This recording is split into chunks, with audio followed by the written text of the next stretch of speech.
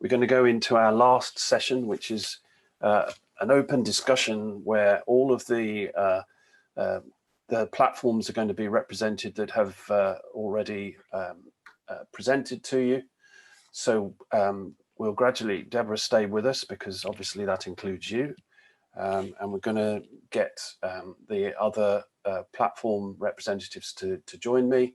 And as I promised, we have harvested a load of the questions that didn't get answered over the last 2 days, the general ones.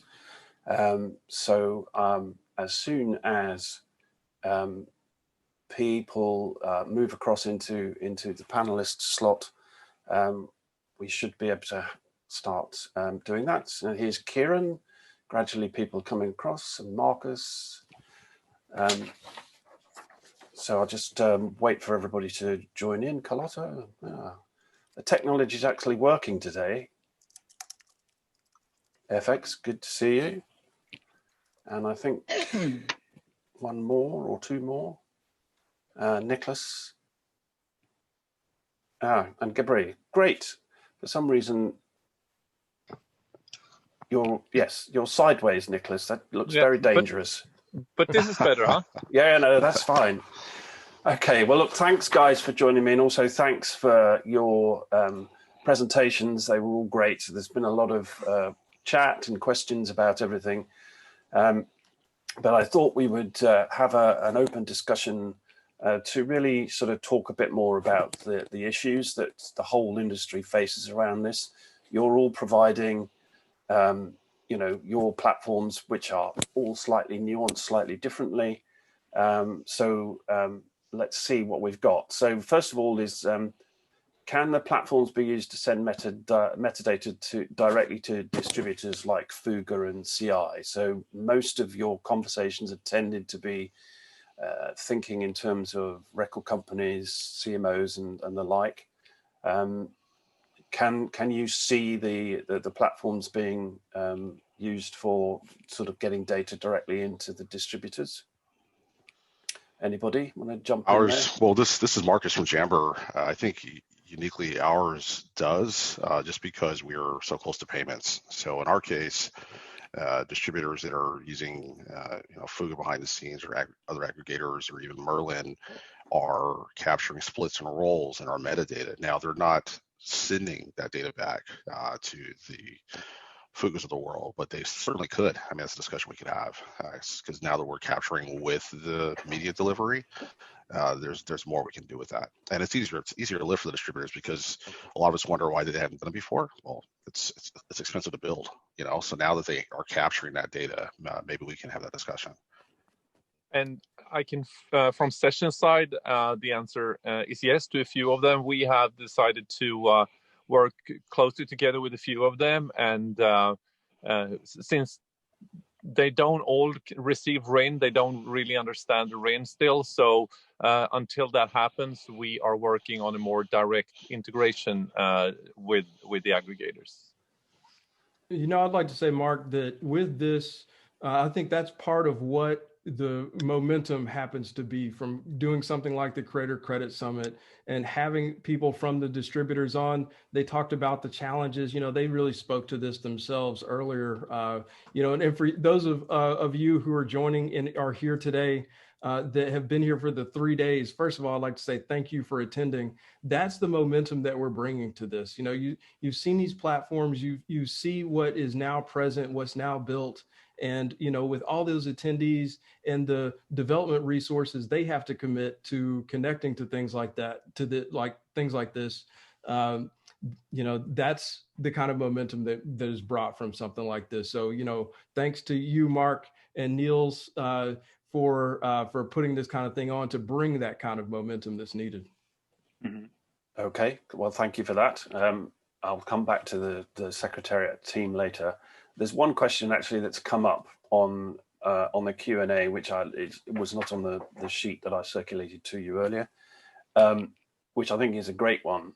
So, top 5 action items as we as creators should take away from this to do immediately. What would those be? I think I think the most important part that we can get from this is to make credits a conversation during the process of creating albums and creating songs. Like far too often it's put off or not talked about or put at the very end. And we now have tools, and whichever one that you use to actually properly capture it and to make sure that you're credited, but you can be proactive now. And we should all make that a part of the conversation of when we're creating tracks and albums. Anybody else want to dive in? We've only got one so far. We've got to get 4 more. I can say one that I think is the most important one. I mean, we all deliver great services to you creators, but education is a really important thing here. Creators need to understand what kind of data they need to put into the platform and why it's so important. So I would say educate yourself. That's really important. Yeah, I want to come back to education because I think that's a key one. Sorry, Carlotta, were you going to talk then?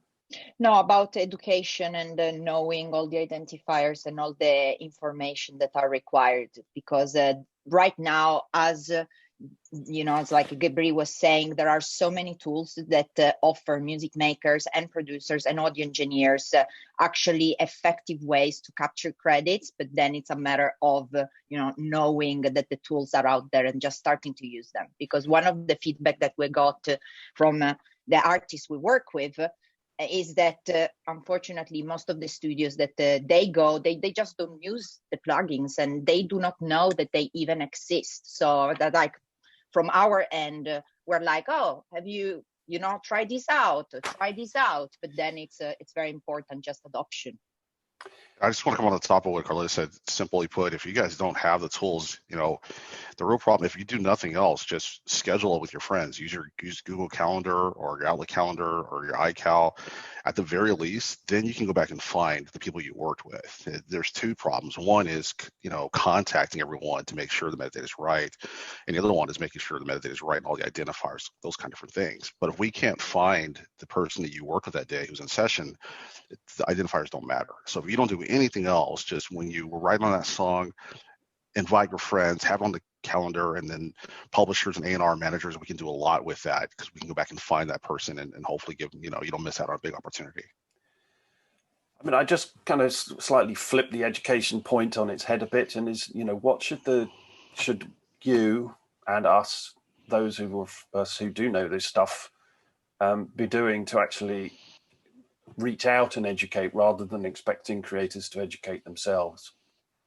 One thing that comes to mind is that if you've attended this summit for the past 3 days and you're engaged enough to do this and you're here with us today, then, tell this story on your social media. That's something every one of you should do today. You have seen this, you've seen the tools, share about it, tell the story of what you just saw here. That's important for you to do. That's important for you to do today, to continue this energy and continue the momentum, because every one of you has a platform. That's what we're here to do, is to serve you with credits, make sure you get proper credit, because you all have a platform. We're dealing with mostly people who have a platform of people that follow them. So, I think it's really key to make sure that you continue that momentum and post about it today. Okay, anybody else on education? Yeah, I'll have a quick word. Yeah, sorry. No. A quick word on FX first. Then. Thanks. A quick word on aggregators. Aggregators are really an entry point for what we call DIY artists, so like the smaller self-produced. And just wanted to relate a story from Switzerland where an aggregator has made ISNI not mandatory, but really top of the list in terms of in the interface. And since then, we saw a spike in requests for ISNI. So I think aggregators have a big role to play into like promoting, a proper behavior around metadata. Yeah. Good. Niclas, were you going to speak then? Yeah, I just want to, again, just mention that I have the great opportunity to work with Max Martin and Björn Ulvaeus, and the 3 of us started a foundation together just for education to music creators all over the world. And we recently launched a collaboration with the UN agency WIPO, and together with WIPO, we have started a consortium called WIPO for Creators. So together with WIPO and with many companies and organizations in the music industry, we will we're right now building a digital scalable education platform for creators all over the world that will be free for anyone. We will soon launch some information material to the music industry. So we invite anyone in the music industry to join this work we do. This will be a great initiative, and it will change the world for many creators world over. That's great. Thanks for that. Can you put the link to the press release up on the chat, Niclas? Then people who haven't heard about this will be able to have. Now, there's been a lot of questions coming through both on the chat and on the Q&A, which is, basically comes down to, I'm a poor creator. Are you telling me I've got to buy all of your platforms in order to be able to make this work? And I think that's a, something collectively that needs to be taken on board. So how do we respond to that? Obviously, that's hinting at interoperability. How do you want to respond to that, any of you? The first thing that comes to mind is that if you're in this event right now, message me on, here it is, on LinkedIn with, or wherever, Instagram, and you can use sound credit for free. And everyone has free tiers, I think. So you can actually work with everyone's platform on here, I think, without charge. There's same with sound credit. There's free offerings that are there as well. The plugin is always free. Doing the profiles is always free. So I think everyone here, is that right? I saw some nods. Everyone has a free tier. So you don't have to pay. You can start trying all this stuff out and getting used to it today. I think FX, touched on it too, with what he's doing, and I think the broader question too that we're seeing in the Q&A is, you guys are right, we haven't arrived, and if you look at all of our journeys on this screen, a lot of us over the past 5-10 years, we were doing really big things, and then we've all kind of started to specialize on certain areas of the problem set, and then we're working on integration. So I think you're going to see a lot of our platforms, even over the next year, mature quite a bit. It was almost impossible to get identifiers via APIs, but FX and his team did it. And then capturing credits at the studio, Deborah and Gebre and Niclas have done it, and doing split payments at scale, we've done it. So we're not there yet, but it's definitely something to be hopeful about, because we're learning together, and you're going to see some huge news, I think, from all of us over the next year or two. Kyran, did you want to jump in there? Yeah. So I think that what you've seen from all of our panels is that we're just very passionate about solving this problem. That's why I believe for most of all of us, capturing credits is 100% free, like as it should be. And, we offer some other features that would, that do cost some money, but the core problem of what we're trying to solve, like trying to make it as accessible to everybody. So capturing credits, I believe I can speak for all of us, is 100% free for everybody. And I just wanted to mention that the whole beauty of DDEX is the standard, right? So it really doesn't matter. Everyone's doing it for free to collect credits. Everyone, as long as the REN is a valid REN, we all import RENs. So the interoperability is there already because of all the work of the DDEX REN working group. And like Marcus was saying with FX Session has partnered with him. We partnered with him. Everyone has free ISNIs. The beauty of what DDEX is supposed to be is already happening, and it's already realized. So I think it's a great thing. I don't want people to think that different companies means it's different. It's not. It's really just a different approach to how the credits are captured. And then it's really just the additional features, like all the things we're working on has nothing to do with credits because we already export RENs, like that's covered. It's all the other features that creators are wanting that are helping their workflow. I feel like that's really what's going to be the differences within the companies. It's not about credits or REN files. That's standard and that's the same. Yeah, I think that's really helpful. Sorry, Carlotta, did you No, there is from Creative Passport point of view, we extract a little bit ourselves from the credits per se, because we see ourselves as a connective tool to help music makers ideally interact with all of your platform better. and then your platforms offer some specific features. That is the beauty of all these new services popping up. Because let's make it clear, some of these platforms right here and some of you are in competition, but then this is a good competition because you've got a specific thing that you're going to offer to music makers, and music makers will choose you because they like your user interface or they prefer something else, or maybe some others want to use something else. So that is a kind of the beauty of the things. You mean there's Logic and there's Pro Tools? And there's Ableton? Right? What? Right. I didn't know, right? I don't know about that. What Carlotta is saying is that there's only one passport. What she's saying is that we all need her service, and then the world will be a better place. Which is true though. You guys are the only ones I know of doing what you're doing. You're kind of like in my developer world. You guys are like Plaid for music industry. Log in one place and pull the metadata in. I think it's really, really cool. So I'm going to move us on, but I just want to try and summarize that up for the audience. In terms of the creator credit data itself, they're all using the DDEX RIN standard. And so that's what makes all of their services interoperable as far as the actual creator credit stuff is concerned. All the other bits and bobs and bells and whistles that all of these platforms do, that's going to be your personal choice as to which one does what you want it to do. But the interoperability point is key, and I can see there's quite a lot of concern about that on the chat and the on the Q&A. So we believe that the DDEX RIN is the answer to that. We're still chugging through some of the issues, but we're definitely going to see that happening over the next period of time. So hopefully people feel a bit more reassured about the interoperability point. So I'm going to change tack a little bit here. This is one that comes up all the time, and this should cause a bit of a fight. Is how is the ownership of the data managed?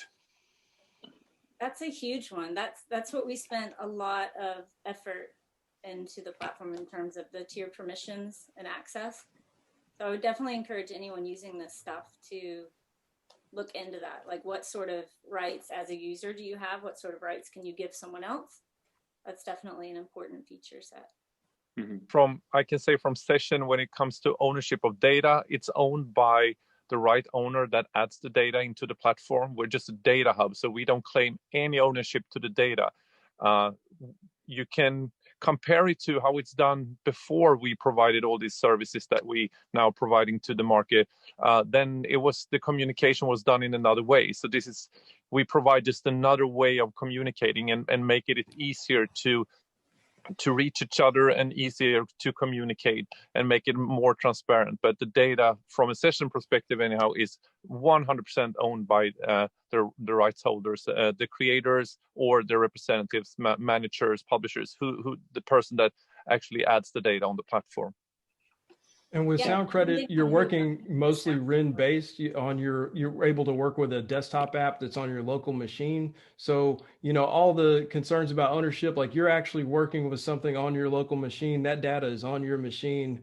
So some of those concerns that might come up, with, the more cloud-based approaches, if you're using the publisher to work with information, you're working locally on that. Now you can also upload information, but so I think, with this, there's different approaches to that. And I think it is a really important topic. Yeah. Deborah, you wanted to speak, I think? And the ownership issue is always interesting because it really depends on, did a label commission you out to do this and they've hired you and it's a work for hire, and then all of that metadata and files are actually yours just for a moment, and then it's the ownership is actually whoever owns the sound recording. So the whole credits ownership thing is interesting. Mm-hmm. Yeah, we have the same at Muso. So the actual owner of the recording controls most of the data, and that's how most of the companies between each other communicate too. So that's the reason why most of the DSPs cannot take credits from a third-party platform, is because the data has to come from whoever owns that master. And so resubmissions and everything has to be done through the label or through the artist if it's independent. So the data should be owned by them, but there are some interesting conversations if you have ghostwriters that you want to pay, but you don't necessarily want to show like on the credits because they're not meant to be on there, but they should still be getting paid. How is that being shown and documented? Can you hide some of those credits? But in terms of the authority, it should be in the owner of the master. Okay, I think you're pretty much all in the same position there. So another theme that's come up a lot in the questions is really about authenticity of the data. How can you ensure that the metadata collected accurately matches what actually happened in the studio? How do you know it's bona fide? Do we have to start attaching contracts to these collections of metadata? What's your view on all of that? And I presume each of you have ways of managing that authenticity. I think that's. Oh, go ahead. Marcus, go first. I just want to say I think that's a great question, but in some ways it's less of a problem, as we're all collecting more of the metadata at the time of creation in the studio, or when you're doing splits on a song with the Jammber Splits app, whatever it is. The closer we're getting to that point of the time of creation, the more accurate it generally is. There are some bad actors in the system, but there are actually very few. If you look at the entire ecosystem of people, most people in the business want to give credit where credit's due. So if you just capture it early, now the real trick then comes when it's not your person. If my name was Marcus Orange, and then that's not tied to my legal name, that's a whole different problem, that we're all solving in our tools as well. But when it comes to validity, being as close to the moment of creation with people in the room is the best way to ensure that downstream. And from session again, and I think that the most of you can agree with me. I don't think that any of our services will be there to guarantee what went on in the studio. We provide a tool, and as Marcus said, the most important thing to at least find out who was there and how do we get in contact with that person. Session was born out of my own need. I've been writing music for so many years, and I've been doing this but manually, separate phone calls, emails, text messages. And what we deliver now is a consolidated way of getting everyone to the same place. But I don't think any one of us will go in there and say, no, what you just said is not right. I don't think that we will use contracts and solve disputes about what was going on in the studio. It's humans we deal with. It will always be conflicts, but we provide services that makes it much more easier to communicate in a transparent way. Well, and we actually at VEVA, we do have that service. So if anyone is interested in the verification of all the credits and disputes and contracts, that is something that we do. We have a team of engineers that go back and forth with producers, everyone involved, and also the audio. So not just the credits, but ensuring there's a whole other issue of high-res audio. Are the stems the correct mix? So we verify all of the audio and all of the credits as well. Just so we have for sure. Kyran, go ahead. Yeah, we have 3 layers of validation that we think is pretty valid. For the profile claiming part, there's a legal verification with your driver's license and passport. For the artist side, there's verification that you would do similar on Spotify, Shazam. You would log in with your Facebook or Instagram account to make sure that if you distribute something as Jay-Z, that you actually have the rights to that particular profile to say that you have some songs for Jay-Z. And obviously the two-way collaboration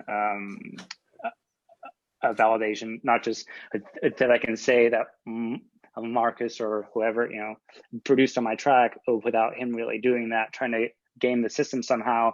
He has to actually say yes to that. And I think also to his point, there's not as many bad actors in the system as we like to think. Most people are very, very honest and very transparent in this. And I think we need to say to at least to all the creators that are here listening to us today that there are two things that are really important. It's your identity, and for that we have 3 ways of identify yourself in the industry based on what role you have. It's the IPI for a songwriter, it's an IPN if you're a performer, and an ISNI as a combination for them both. And those identifier needs to be linked to either the musical work, which is an ISWC, or a recording that's an ISRC. So those 5 identifiers is about identity. But what always going to fall back on the creators is the information about who did what, where and when, and also how you split the musical work and the ownership of the master recording. So that is a hugely important thing for all creators to understand, the difference between the identifiers, what they stand for, and that you did really discuss how to share and split your work with your fellow co-writers or producers. So FX, you're the identifier guru. Do you want to jump in at all on that? I'll take a slide path. There's something in a chat from Michel Schocht. Yeah, I saw that. If you don't mind, I'll pick that one up. So ISNI, yes, you were talking about ISNI just a while ago. It's a fairly recent identifier. What you have to understand is identifier from, the drafting of the standard to actually marketplace is at least 10 years. So the cycle of adoption and setting up the infrastructure is very long. And ISRC SWCs have been around for 20 odd years. And the latest comer is ISNI. It's only very recent. So that's why we haven't seen it yet. But the good news, it's I think everybody is adopting it, and 2021 will be the ISNI year, definitely. I think FX touched on something really important there, though. I think we spent a lot of time talking about the problems and issues in the industry. I think there's been a shift, though, in tone for all of us over the past couple of years. It's just moving to solution, because it's like a song. It will never be perfect. We kind of iterate through the song and then we move on to the next song. And we're reactionary. Okay, IPIs were this. Okay, that's not good enough. ISNIs are this. Okay, they're not available enough. Okay, API this, and we're reacting. And I think as we're reacting faster, we'll solve more of these problems. Is the answer a global database like we're seeing in chat? Probably not. But the use case of being able to share information really easily like the internet does, maybe that's an approach. So I think what we're seeing is I don't know, I'm sensing it. I don't know if you guys agree, but I'm sensing kind of this coalescing of us getting closer and closer to the use cases that we all want. And the use cases are really simple. When you create a song or you touch a song, we want to make sure that those tools capture everything that's important to get you credit and get you paid. And then when we do that, we want to make sure that information can be shared with the world. You can go to the DSPs, you'll see it pop up on your Spotify page, you'll see it on the YouTube page, and you're going to know that it went from that studio tool or that app all the way out to the internet. And I can pretty much guarantee you the people that you've met across this conference and DDEX, that's exactly what we're doing, and that's going to happen within the next couple of years. Okay, I'm going to ask one question which is sort of intended to lead into another one, which is, to what extent are the DSPs involved in the work that you're doing, both in terms of your own business development, but also perhaps in terms of the standardization of RIN? We've all seen the DSP involvement in DDEX, and it's been, this forum has really been great to make sure that all those voices are at the table. So when you hear us talk about RIN and you hear us talk about the identifiers, you can rest assured that, the DSPs are all interacting about this and we're all in the same places. It makes me think about, when we actually are all together during DDEX and everyone's in that same room. So, we're all talking, and everyone has been talking. But not this year. Yeah, not this year. Now we have to join these Zooms, but well, I think, Mark, aren't you kind of also in a great position to talk about that, because you specifically know how the DSPs have contributed to the standards? Sure, the DSPs have definitely been heavily involved in most of the standards. They've probably been a little less visible within RIN. I do remember one of the DSPs fairly regularly attends the studio working group, which is the working group within DDEX that looks after RIN. Yeah, but Spotify did. Yeah, sure. And but as just as a general point for people who perhaps are not less familiar with DDEX, we really do have a very good representation of all different types of organizations right across the entire value chain. So everybody's voice is are listened to, and it's not, just because the majors is there, that it doesn't mean that independent labels or small distributors are not going to be listened to. So I think that's very important. If I can point add, to then make.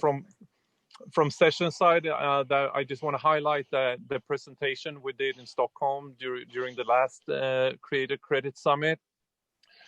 We demonstrated our project that we call Creator Credits Proof of Concept. And for the first time ever, we showed the process, how the data was collected in Pro Tools with a session embedded version in Pro Tools, all the way through Universal. And Spotify and YouTube, for the first time ever, really took and ring from us and really made a physical release on it. So I would say that the DSPs are definitely behind this and support the work we all do. And of course, when it comes to credits, the DSPs, of course, want to create a better customer experience for their customers. So to have a better credits platform is, of course, what they want. Okay. What I think is what I think is important to understand is that our platforms don't directly send to the DSPs, and nor should we. We help the handoff to the distributors and the record labels. And however smooth that handoff is, we still have to do some work on that, because it's not 100% perfect. But if that handoff exists, then the record labels can actually properly send it to the DSPs.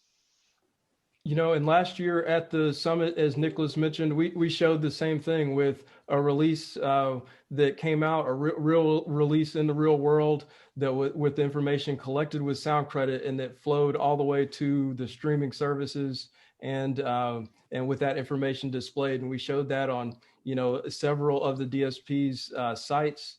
So that last year, we were talking about that the future was here, and now we are sort of a year into that, and so the momentum has really been good. Kind of going back to that. I just want to touch a small piece there, not to just plug in to pick on what they both said.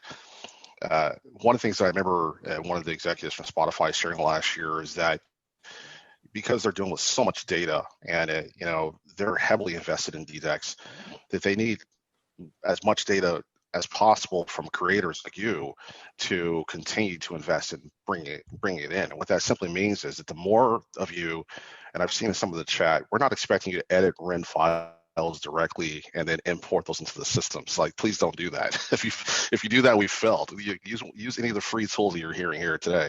But when you do that, the more of you who use these tools and kind of find us, on us down and show your friends, the more of that data we have to offer the Spotifys of the world and the YouTubes of the world. And that just makes it easier for them to devote more resources and investment to pulling in all that data, because it's super, super expensive. It's more expensive than we can all imagine. So the more you capture your metadata, the more you're going to see the community just kind of pull it out and share that with the world. So that part we're leaning on you guys for. Okay. So the sort of lead-in question was that there's been a couple of questions over the 3 days about how do you get credits corrected if they are, or you think they are wrong in places like Spotify or anybody else. I'm not picking on Spotify, but also in database services like All Music. Is there anything that your platforms can do to help creators get these credits sorted out? I mean, Kyran gave the example of an individual creator not being able to get the label to listen to the problems over, was it Beyonce, Kyran? I mean, so exactly. Yeah, so it was an assistant engineer that's been helping Beyonce for over the last 2 years, and she just hasn't been properly credited or not properly named. And now it's seemingly her responsibility to reach out to the label and to say, hey, well, can you resubmit Beyonce's credits and just add my name on there? That's that's just not realistic. That's just never going to happen. And we have that was kind of the core problem of what we wanted to solve. So we've added all of these validation rules in there so that users can actually fix some of the legacy credits themselves. And that's why we have such a rich database of what's out there, which by no means is correct, right? We all know that their current credit databases are not accurate, but it's a fantastic starting point, right? So when artists or whoever comes on board can claim their credits and can fix some of the legacy credits that can then be resubmitted to the labels or the distributors to correct what is on Spotify, what is on AllMusic, and what is on all these other companies. Anyone else on that one? I have a question actually for you guys that spend time in the studio, because that's a great point. What if you are like a second engineer or first engineer and it's your big break? The same thing happened with Kyran, my friend, on a project with Timberland and Timberlake, Justin Timberlake. And it was just because, he left, he wasn't as close to the producer and the sending over of the credits to the A&R administration. So Niclas and you guys, what have you done to make sure that your credits get above the fold? What advice would you give to maybe someone it's their first big break to make sure they can work closely with the producer to deliver that metadata? Is it the tools, or is there some kind of personal touch to it? One thing you could do with sound credit is you could send them a RIN file with just your credit connected in. And I mean beyond the tools, like the actual human process. You know what I'm saying? I hear you. Like cultivating that relationship to make sure that they're present in that person's mind. But even more, I mean, really, it kind of does go to the tool though, because you need some kind of prompting, something to be like, hey, I was on this. And if you had something more official, some way of like more officially prompting, it would be really, it makes it easier. So you could send somebody like a RIN file with just your credit in it. And, if that's in an email, then that could be easier.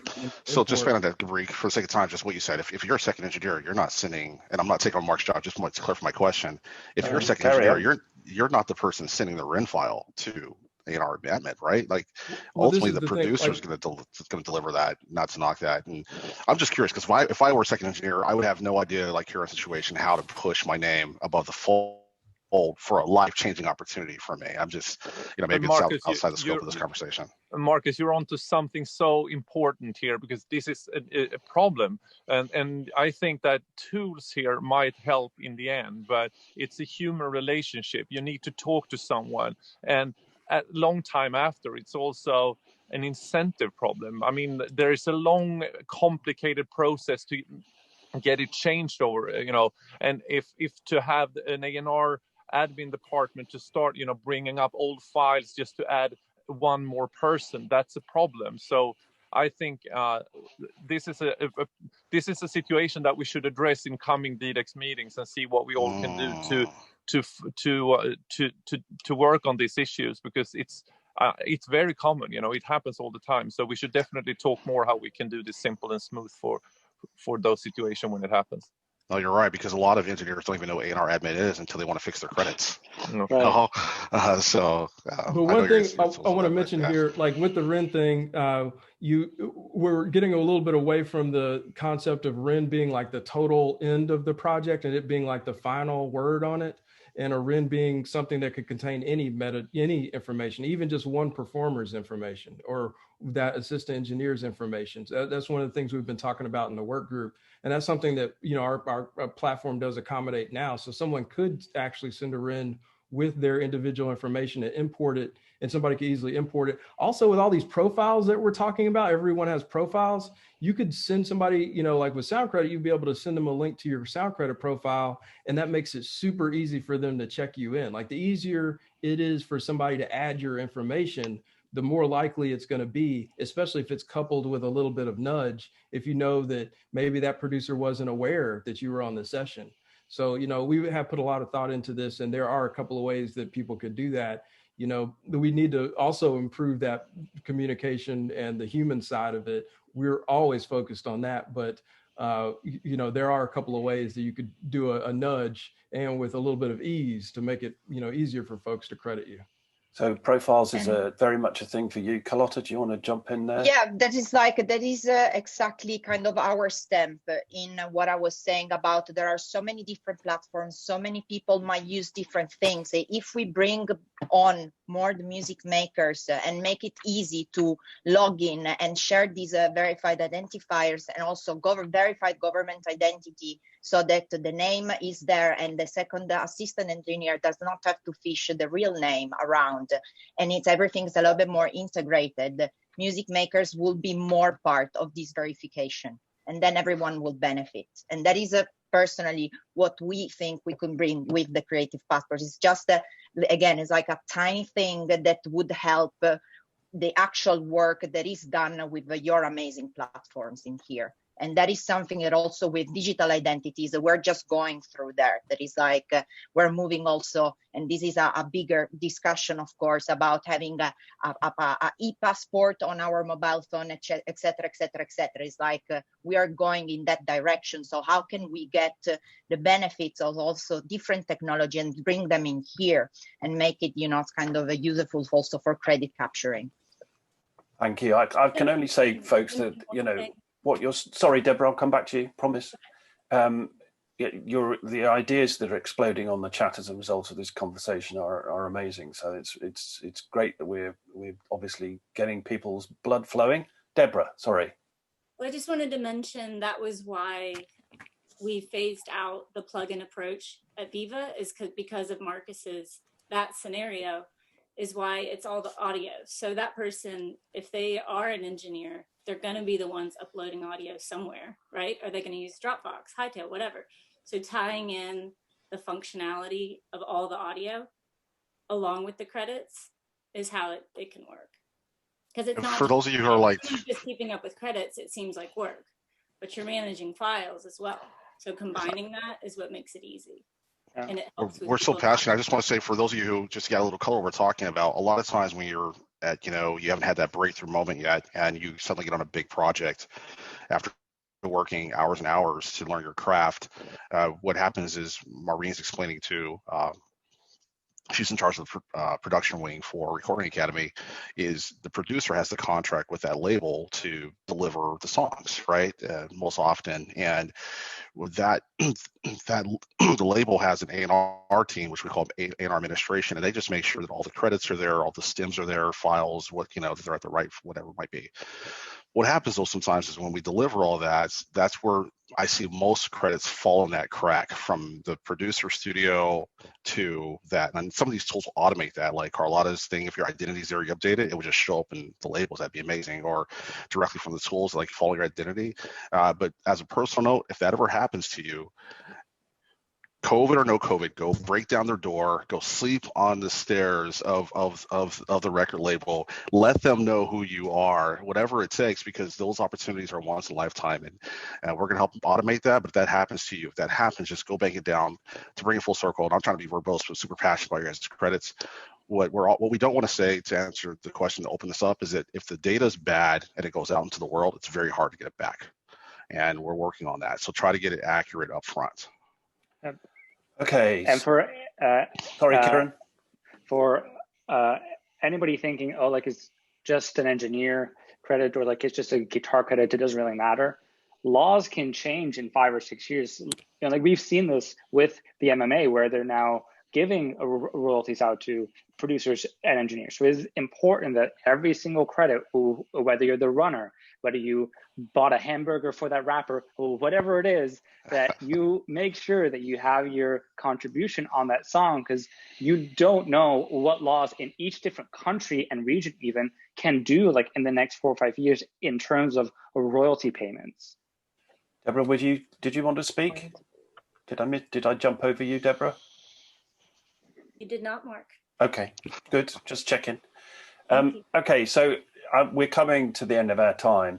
There is one question on the Q&A FX, which is right smack bang in the middle of your expertise, about does ISNI address groups? So maybe you could answer that by typing into that rather than just going down that particular rabbit hole. Will do. So there's 2 or 3 things I just want to cover, and I think Kyran touched on one of them, which is how do we deal with credits where the person concerned actually doesn't want, for whatever reason, whether they're embarrassed or there's a contractual reason, doesn't actually want to appear on the credits. How do you manage actually ensuring that that sort of problem gets resolved? That actually happens a lot. We see that a lot.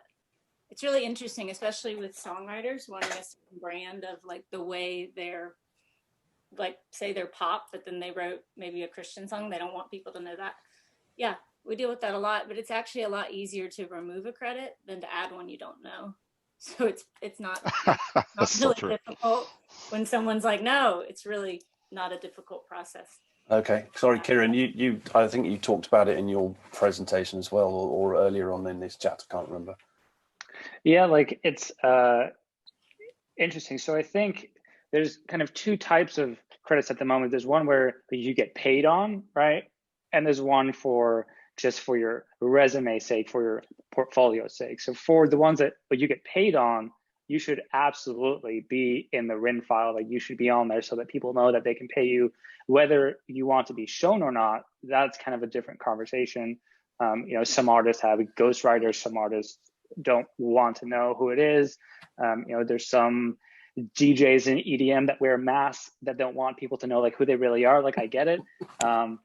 You know, but for payment's sake, that should be properly documented. And then there's the non-paid credits, say that you're an assistant or a guitar player, but you don't want it to be shown. My personal take is that it still should be captured and that our platforms and tools should have a way for that to be hidden if you don't want that to actually show up. But for the sake of consistency and what I just said, that in 2, 3, 5 years, maybe laws change and you can get paid on it. So I think everything should be captured always. Okay. I'll add to that. We've got like in sound credit, that, like Kyran just mentioned, we have to have options for this. And we've got a little tick box where you can hit is credited, or not credited. So you can still list that person, but, in the actual RIN file. But as far as them appearing, you could uncheck that. So simple solutions to stuff like that.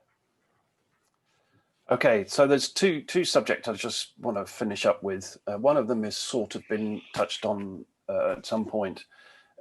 To what extent does blockchain have a role to play in any of this? I'm sorry, Marcus. You knew it was going to come up sooner or later. Love it. Marcus needs to take this one, especially with that reaction. I'm not taking it.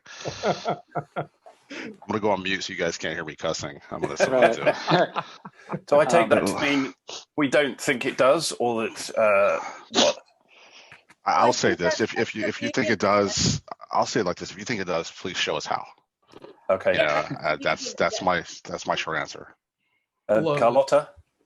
I have an interesting spin to give you that is again around identity and digital identity and self-sovereign identity. That again, the way we're going to be interacting, whether it's logging in or whether it's sharing information, let's say in a couple of years from now, and the governments are moving also towards that direction, is through the sharing of a verified credential. So that essentially you will be sharing exactly the information that needs to be shared, nothing more and nothing less. And these kind of rules are actually stored into blockchain. So that is what self-sovereign identity is, and it can be applied to credits as well. And that's a different spin compared to the usual payments or storage, et cetera, et cetera. I'm not trying to be condescending. I just want to be clear. I don't know who answered that question. I'm not trying to be a punk. I'm just saying that. Well, go ahead, Niclas. Yeah, I'm going to quote the previous DDEX chairman, Paul DiLorito. He's always said that blockchain is a technology. It's not going to solve our problems. It has what it has, and it's all depending on what we feed it with. And regarding what we're talking about here, metadata from the creation moment in the studio, I don't think blockchain is, doesn't matter. It might be part of the process, it might be not, but it's up to us to make sure that the creators collect the important information about who did what, where, and when. And when we feed that into the system, who knows? Blockchain might be a solution in the end, but I don't think it's not going to be key if it's happened. If we solve the problem or not. Yeah. Kyran, sorry. I think it does one thing really well is is payment transactions. It obviously does that really, really well. For the purpose of capturing credits, I personally don't see any benefit of doing that in the blockchain. It is inherently slow, and the more people that are on the blockchain, the more ledgers that it has to check, and therefore like it is even slower. But when we are talking about the future of like smart contracts and instant payouts from the streaming companies, that's when a blockchain conversation starts to be interesting. For the purpose of capturing credits, I don't think it adds any value. Okay, so that could be a whole different panel. Sure. It got beat up really badly around, particularly in 2016, where everybody had a blockchain panel on their conference, and it was just a nightmare. And my view has always been that it's a technology, it's a sort of solution looking for a problem, but where people are using it to provide services, that's fantastic, and that's the way it should be, rather than a solution in and of itself. So that's me on my high horse for that particular one. So I'm going to finish with one slightly different but related area that most of what we've been talking about and what your presentations were really focusing on is the sort of here and now, and creating a pipeline of metadata into the supply chain. There was only actually one chat mentioned this point over the last 2 days, and that's archives. That that is as increasingly important for everybody and for culture and for the people that come after us. To what extent do you see your services being able to assist with that part of the puzzle as well, rather than the sort of here and now and getting stuff out to consumers? Yeah, one thing that comes to mind is that if you're, with several of our offerings, I mean, we're storing these credits, so that's a backup. That's another place that the things can exist. And we're looking more in the archival area. So, it's an important thing. We need to make sure that things are kept well. We hear about things sometimes, there's one incident I think we all know about in the music industry where there's an issue where a lot of things were lost. And so, with all this, with data standards that are preserving things in this way, with DDEX, with REN, with this, all these things make it so that there are copies that are there, more of a trail, more storage of these things happening. And of course, storage is cheaper than ever these days. So I think on the archival thing, all of our efforts are presenting something that is that's going to increase things there. Anyone else on archiving? Yeah, I think it's the connectivity between the platforms that we all have too. Like in the end, it doesn't matter whether credits are captured on, Muso or Jammber, Sound Credit, Session, or wherever they're captured, they have to be seen for the industry, right? So I think it's all of our duties to be able to expose and share the data that we have captured through like industry standard APIs, and that have to be shared with the right sources so that wherever you go to look up credits for somebody, that is consistent and that it's all feeding into the right place. Yeah, and I just want to add on to that, because you guys, I think what we're all saying here very subtly is that you creators are the leverage. When you all rise up with one voice and say this is important to us, that's a really powerful signal. And I'll just use quickly in our world, split payments is something I never thought I was going to be doing. Excuse me, I have allergies here in the fall Midwest, but we were focused on heavily on just metadata and keeping projects and doing the things that we're all talking about here. And when DistroKid started doing split payments, a bunch of you went to DistroKid and said this is important to us, and Amuse and 1RPM and Symphonic. And when you did that, when you took your business somewhere else for a feature that was important to you, when STEM first came out too, same thing, you made the entire industry pay attention to what you were doing. that let us take our little splits app and add payments to it. And now we're selling that to distributors. And so they're getting information they never had before. Who was in the room with you? What was your role? All these different things. And now it's just split payments, but it's still a lot of metadata because you told them that it was important to you on the payment side. And so I think there's a bit of a self-organizing here. Is you guys are just let your distributors and your teams know, because we exist for you. We don't make any money unless you create music that people want to buy and listen to. So use that. That's the power, and that's why I think that's why we're here. I think that's a very good way to end, Marcus. Thank you. It's about the creators, and we need you to do your thing. So I am going to draw the Virtual Creator Credit Summit to a close. First of all, I'd like to thank the 7 of you for this panel. I think that's, as I said, it's the chat and the questions, it's just exploded with interest. And we're obviously going to keep copies of a lot of that so that we can, take that into our thinking. I'd like to thank all the other panelists that took part in the various panels over the last 3 days. And I also want to do a shout out for the rest of the Secretariat who've been supporting me in getting this done. So for Niels and Stefan and Vanessa and Gozi, thank you so much for just about keeping me sane during this process. But also thanks to all of you who've been watching. I hope you found it helpful and thought-provoking and you've learned something. And watch this space for any future activities. So enjoy the rest of your day wherever you are, and thank you all very much indeed.